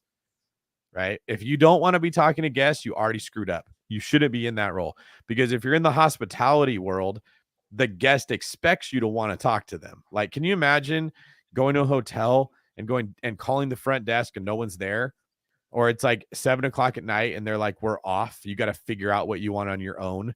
And like, you got to spend the whole night without whatever it was that you needed or something. Like, you would never Mhm. go back to that hotel. Why do people think they're going to buy a short-term rental and they're going to not answer their phone past 7, or they're irritated if someone calls? Like, you have a hotel and you are the person that does everything. If you don't like that, you got to hire somebody else to do it. And if your numbers don't work, then you have a bad business model. I think that is an opportunity that if you can have good customer service, good availability, maybe manage several of them at a time, you can charge someone a reasonable rate so it still makes sense for them, and you can make Mhm. money from home, and there will be a growing demand for that because it's not something AI is going to be able to replace. People will keep trying to, okay? But like, Kyle, you have stayed at one of my places before. There's questions that Mhm. pop up that AI will not be able to answer. Correct. All the Sometimes time. there's literally a knock on the door from someone at the condo complex, or like, AI can't answer that. You want to talk to a person, right? Yep. Especially when you're Yeah. So stressed out, you're scared, you're nervous. You want to talk to a human to say, tell me what I got to do here. that's right. And if you don't want to provide that demand or meet that demand of someone that wants to talk to a person, you shouldn't own the property. You shouldn't be in that business. So it's like we're saying, do the things no one else wants to do, and you're almost guaranteed to have a job. Let me ask you this question, because you talk about the necessity of being industrious, working hard, working harder than the next person. I bet you if we were to like poll the United States, like 80-90% of people out there would probably say I work hard, right? Yeah. But they just feel like they're working hard, but they're not actually Great working point. hard. So how does one differentiate whether or not they're putting in the work, right? And It's so good. because I think everybody thinks they work hard. I love that you're bringing that up. Do you remember when we played basketball? Do you Yeah. remember people that would say, I'm busting my ASS at practice? Mm-hmm. Do you remember looking at that person like, no, you're not? Yes. Yeah. All the You time. show up to practice, you're sweating, Yeah. you're not busting your hump, dude. Like you're giving 40% of what you have. You knew that feeling, right? Oh yeah. Absolutely. What would those, if you told those people, dude, you're not really working that hard, how do you think they would have responded? I don't think they would believe it. I would think they think that I'm crazy. Yeah. Now, what if you took the hardest worker on the team and you said, dude, I think you're holding back. I think you could give a little more. What would they say? They would say, "Tell me what I can do to get that extra edge." Yeah. Isn't that funny that the one that's already working the hardest is open to hearing how they could do better? And the Mm-hmm. one that's relatively lazy compared to everyone else would be defensive and would usually not take your correction Mm-hmm. very well. Like that's how I think it works in the world. I was telling you guys at the leadership meeting today, there's this saying that wives get found. Okay. And it's just this idea like if you want to be married and your wife material, a guy will see that and marry you.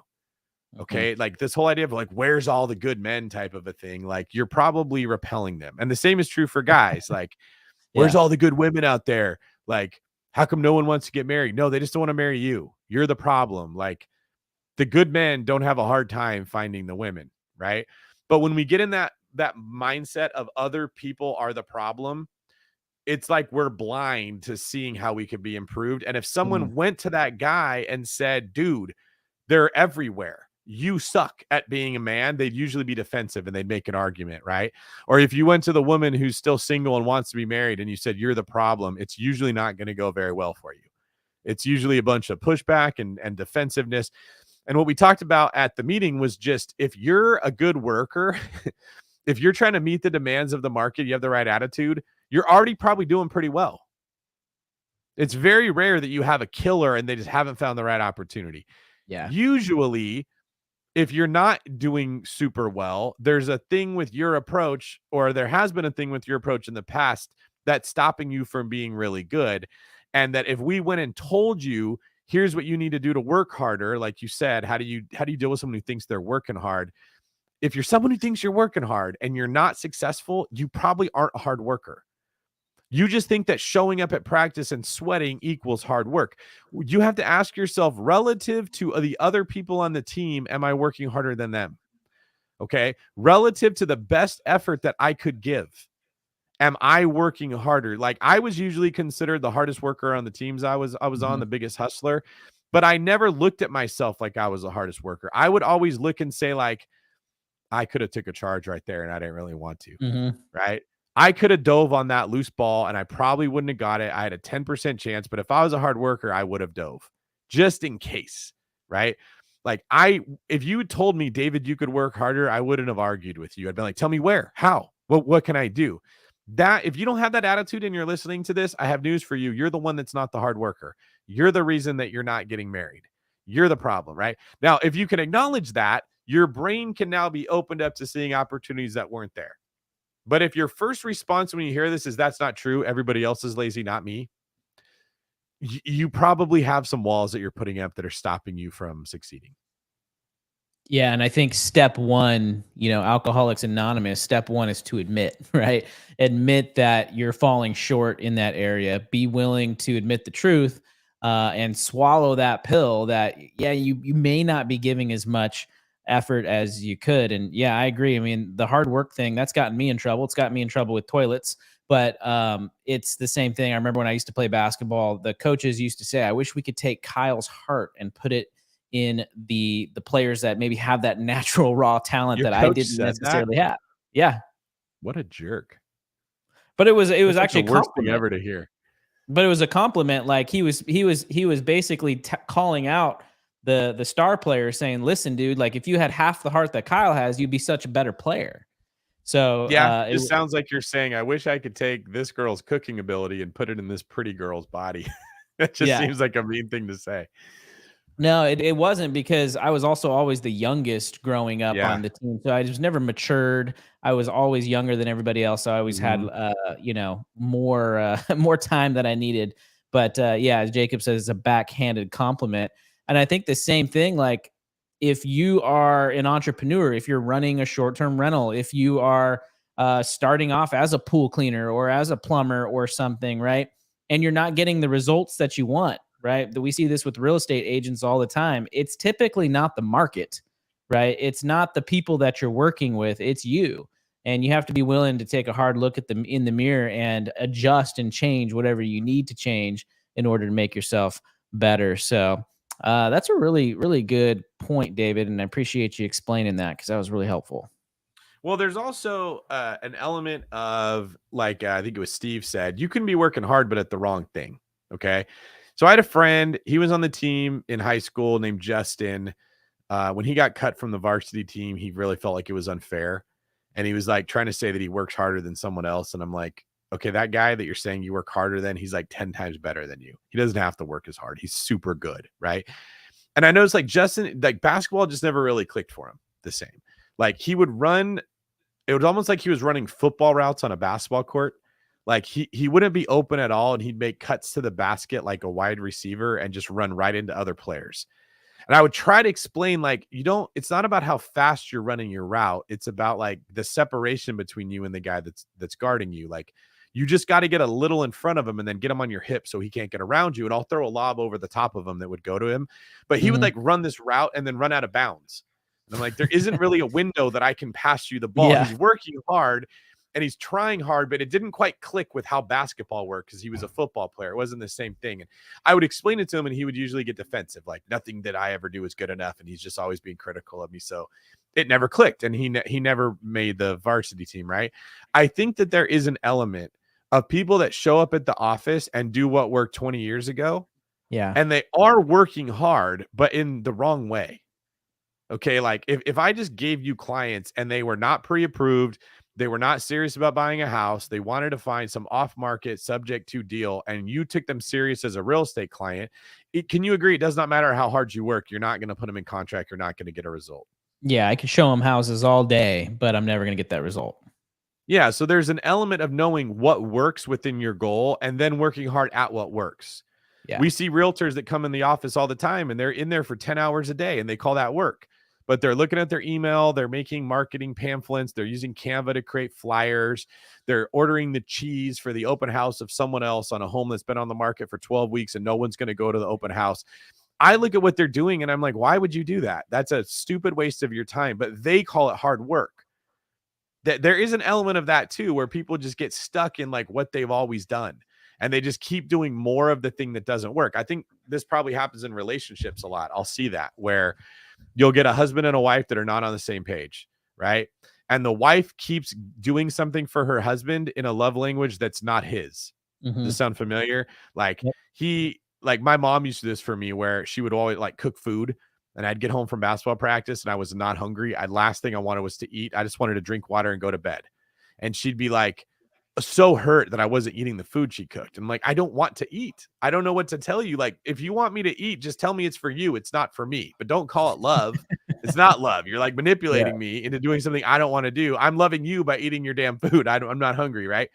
I think that happens a lot. We do something for someone else that they never wanted, and then we get hurt when they don't reciprocate the effort back to us, rather than asking, well, what do they want? So in this case, the they is success itself.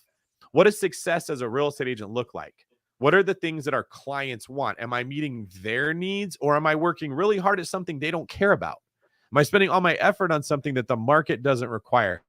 That would be the other element of not just tricking yourself into thinking you work hard, but you're just not working smart. You're not in someone else's head asking, like, what makes them feel loved? What do they want from me? Let me adjust myself to meet the demands of that person versus, well, this is who I am. This is what I do. Let me just do more of what is comfortable for me and then get upset when it doesn't work with them. Like certain people figure out relationships, they don't make that mistake. And I feel like the same thing happens in business. Certain people recognized 10 years ago, everybody is doing their eyeballs are on social media. I better advertise my business on social media versus the person that keeps running radio ads or TV commercials or sending mailers about I'm your agent, let me sell your house, when no one's really looking at their mail, they're just throwing it away. You could work really hard at something that worked 10 years ago or 20 years ago, and it doesn't mean you're going to have success. So there is an element, I think, of recognizing what are the demands of the current market and am I meeting those? Yeah, and be willing to change and adapt your mindset, your approach, your skill set to the current needs. You might have to go learn to use ChatGPT, or you might have to learn a new software program, or you might have to learn a new skill to make yourself better at what you're doing. And the other thing too, David, that you kind of got me thinking was when you were talking about don't get stuck in just be busy work, right? And we were talking about this in Spartan League last week. There's this tool called the Eisenhower Decision Making Matrix. And it's this big matrix. It's basically 4 areas or quadrants where you can use to make decisions. But a lot of times people get stuck in urgent tasks, but though they're not important, right? It's like the worst thing in the world, right? Something that's like a distraction or an interruption or something that somebody else wants from you, but it's really not important. It's not going to move the needle. Getting stuck in that kind of work 80-90% of the day is going to slow you down, and you're not going to make any progress. But you're going to think, well, I worked all day, what happened? But it's because you were doing urgent but That's not the important example tasks. of I loved this person in a way they didn't want loved, and they're not appreciative of what I did. So like if we're being honest with ourselves, what makes us do the thing that is not productive for the goal? If it's not productive, why do we end up doing it? Mm-hmm. What would you say? What motivates it? If it's not productive, why do we end up doing it? Because it makes us feel Why good. did there's certain people in our businesses that are like that? They ignore the thing that needs to be done, and they do the thing that didn't need to be done. What usually motivates that behavior? Probably because it's in their comfort zone. 100%. That's exactly what I would say. I'm glad you saw it the same way. When we do what we're comfortable with, our motive is ourselves. It's not to meet the demand of the company or the boss or the client or the consumer or the market or your partner. Your motive is to make yourself feel good. And you cannot expect to build wealth or have prosperity in relationships or business or health when you do the thing that makes you feel good. I'll give an example. This is going to piss some people off, but these are the people that need to hear it. Kyle, how many people have you heard describe their Fitbit steps as their form of exercise? Wait, is this a trick question? Do that? Well, okay. No, I mean, now have you it's ever heard Apple someone Watch. that's like, "Oh yeah, I got my 5,000 steps in today." Okay, yeah. You used Okay, it's Fitbit, so I better- thought you were trying to trick me because Fitbit's old. So no, yeah, No, everybody not that. likes to track their steps. So yes. There you go. Do you think that taking 5,000 steps walking should count as exercise? Depends on the kind of walking, but generally, if it's just like a little stroll, and you're going to the store or something, probably not. No, right? Is it better than nothing? Sure, but is that the best metric to use? Well, it's better than nothing. That's how losers think. Yeah. Like, I didn't make any effort. I made barely any effort, but hey, I could have made less. So you should be happy with what you got. Exactly. Like, nobody is impressed by that. Versus, did you give your best effort? Right? Mhm. If you're trying to exercise, the thing you're doing should feel hard. That's literally what the definition of exercise should be. Like, if you go running, it's hard, and so you sweat and you're sore. If you walk, you're doing something that's incredibly efficient. It's not hard on your body. Like Angela Haydorn, she's in Spartan League. She posts videos all the time of herself exercising. She's doing hard stuff. It looks like a motion or a movement a body is not good at doing. Burpees, push-ups, pull-ups, handstands, like things that take a lot of effort to get right. Walking is something that old people can do. Babies can do it. That does not count as exercise. Walking is comfortable, and that's what I'm getting at. When we stay in our comfort zone every day and we just do the tasks that we like, that we are comfortable with, it's like walking all the time and tricking yourself into calling it exercise. You'd be better off to just say, I don't want to be fit, than to think that your Fitbit is a way of tracking exercise. So when you find yourself as one of those people in your job that avoids the things that make money for the company, and instead you pursue what's comfortable for you, you're not meeting the demands of anything but your own self and your own comfort zone. Yeah, I think it's it's really about constantly raising the bar for yourself, right? Because for some people, walking may be a big accomplishment, right? If you're like that person that is severely obese and you've got a bunch of health problems, like for you to get up and walk around the neighborhood once, that's awesome, right? But I think what happens is a lot of people do what you said, like, oh, I walked 3,000 steps today, and they keep the bare minimum as low as they can. They keep that bare minimum all the way down. And I honestly believe the reason that is a lot of people come in and they try to set the bar low is because they're afraid of either A, looking bad if they fail, or B, they're afraid of maybe letting themselves down and sort of being found out that maybe they don't have what it takes to do well. They're just severely afraid of failure, right? But it should be continually just raising the bar on yourself, recognizing you may fail sometimes, you may suck, you may feel pain, you may fall down, you may make mistakes, whatever it is, but continually push that bar, because us as humans, man, we're capable of way more than we think we are too. Yeah, that's a very good point. Here's what I'll leave everybody with.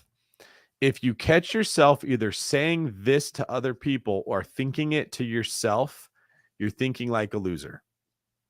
And the second thing I say would be how winners think. Okay. So if you frequently said to other people, it could be worse. Oh, you don't like what I did? I could just stop doing anything at all. Or you say that to yourself. Well, I only got my steps in. I didn't actually do any hard exercise, but hey, it's better than doing nothing. Or I only ate one ice cream. I could have ate two. Anything that basically shows it could be worse is something you do to pacify your own self and make excuses for a bad effort. And you'd be better off to say, I could have done better, and let that make you feel uncomfortable and let your discomfort drive you into better effort tomorrow. Okay. Yeah. What winners say is, I could have done better. Yes, I ate ice cream today. I didn't have to eat that. Tomorrow, I'm going to eat apple and peanut butter or something, right? Like, yeah, I got 5,000 steps in, but I didn't go running. I could have done better, right? That is how winners think, because you are comparing yourself to the best possible version of yourself. That's what hard work really should be. Did you get the most out of you? Could you have done more? And the answer is usually yes, which is why you should go back and say, all right, tomorrow I'm going to do better. It's that simple. If you're catching yourself thinking thoughts, making excuses, and telling yourself it could have been worse, you don't deserve wealth. You don't deserve prosperity. This isn't a shaming tactic. I'm just saying the universe does not give a crap what you want. It cares about what you deserve. And you deserve what you give out, what you put out, right? And if you've got self-doubt, if you've got negative thoughts, if you've got maybe other people in your life said you shouldn't have to work hard at things, like you deserve this, the princess mentality, right? Or if you think I'll try harder when someone else tries harder first, any of that crap, you have to like delete that software and upload new software into your mind. You need a different value system, because the winners in life, like Michael Jordan, even anyone that's in the NBA at all, the scrub on the bench does not think it could have been worse. They're thinking constantly, how do I outperform the next person? How do I get into the upper echelons? And that is literally the people that find wealth, or that maybe better said, wealth finds them. So just something to think about. If those are the thoughts in your head, you're fighting against yourself. You're not even close to competing with other people to get money, because you've already lost. You're already defeated by yourself. You start there. You work on getting those thoughts out of your head, whether that's going to counseling, getting honest with yourself, changing the way you think, changing the beliefs you have. When you've overcome the battle with you, then you can actually get in the game and start competing with other people. And that's when victory starts to come. Yeah. Or shameless plug, join the Spartan League, right? Get around other people who are, we're confronting those thoughts, right? We're putting those thoughts out to each other. We're very open and sharing, like, yeah, I'm letting myself off the hook on a regular basis. And David, you said there's no shame. You're not trying to shame people, but in reality, there's freedom in being able to come out and saying, yeah, I've been talking to myself with this negative self-talk, or letting myself off the hook for a very long time. When in reality, we know we're just doing that to make ourselves feel bad. I did it last night too. I had a bunch of snacks and like just little cookies and desserts and stuff that I didn't need to eat. And even then I caught myself doing it, like saying, oh, well, I fasted all day, so this isn't such a big deal. But then I woke up with a stomach ache this morning. So it wasn't a good idea, but that's what we do. Yeah, here's why I think that's powerful. If you lie to yourself and say, I deserve it, or it could have been worse, or whatever you say, when you wake up with a stomach ache in the morning, it feels like life is unfair. Yeah. Because you did nothing wrong. But when you say, all right, I knew I shouldn't have done that, I did it anyway. When you wake up with a stomach ache, you're like, this is what I get. You don't think life is unfair. You don't feel hopeless. It doesn't feel like, why even try? It's like, all right, I don't want a stomach ache tomorrow, so I'm going to eat something different. And you visualize yourself eating my hypothetical apples with peanut butter. I don't know where that came from, but it seemed like a good compromise of something you like that's not terribly unhealthy. It's not as processed, right? And that's all we're saying. You will improve if that's the way you think. Rosalie says, what do you think about the new rules in New York City regarding Airbnb rentals? I'm going to answer this question before we get out of here from the Pillars framework, which you guys can go pre-order at biggerpockets.com/pillars. Please go do that. This book will change your life if you're somebody who wants to build wealth. I think it's a good example of you could not have anticipated this happening. So for the people who got caught with a short-term rental and now they can't rent it out, I don't blame them. I don't. But I would also say you should always expect that things are going to happen that you can't anticipate. Life is not an Excel spreadsheet, and you cannot account for everything that might go wrong. And if you're if you're married to an engineer, I know I'm getting a hallelujah from these people right now, because it can be very frustrating by human beings that insist on trying to turn the world into something that can be predicted when it can't be. However, if you've structured your wealth building into 3 pillars, defense, offense, and investing, when your investing pillar takes a hit, your offense pillar just has to make up the slack.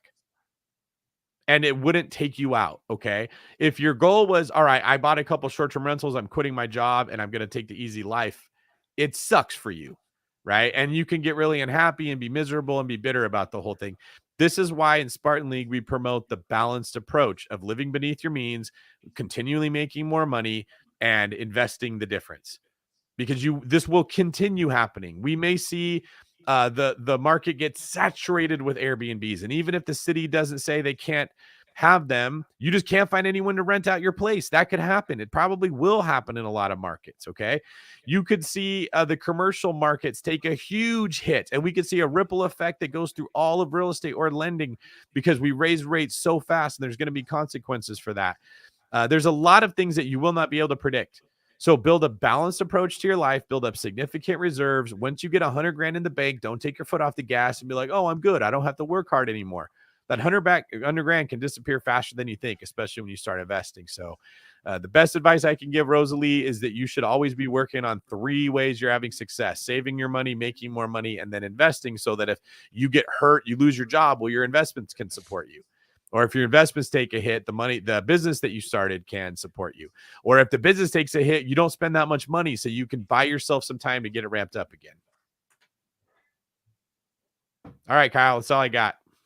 Love it. Awesome. Once again, you guys, thanks for joining us tonight. We will be back here next Friday, 5 p.m. Pacific. Do us a favor, hit the like button, hit the subscribe button, and make sure to comment on this video. Share it with your friends and family. And thank you all for your participation tonight. We will see you guys next week. Thanks, everybody.